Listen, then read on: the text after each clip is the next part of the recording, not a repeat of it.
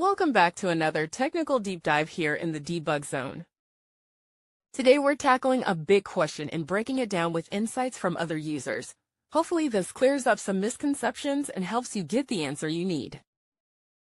So buckle up, stay a little curious, and let's jump right in.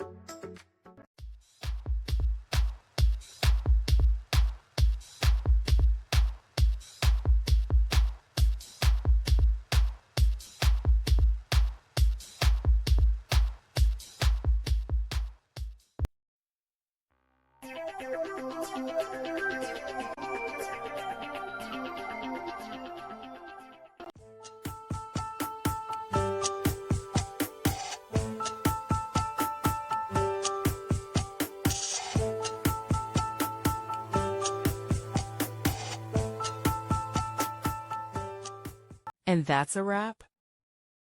I hope you found the answer you were looking for. If you did, take a second to hit that subscribe button. It really helps out. And let me know in the comments which solution worked best for you. See you next time in the debug zone.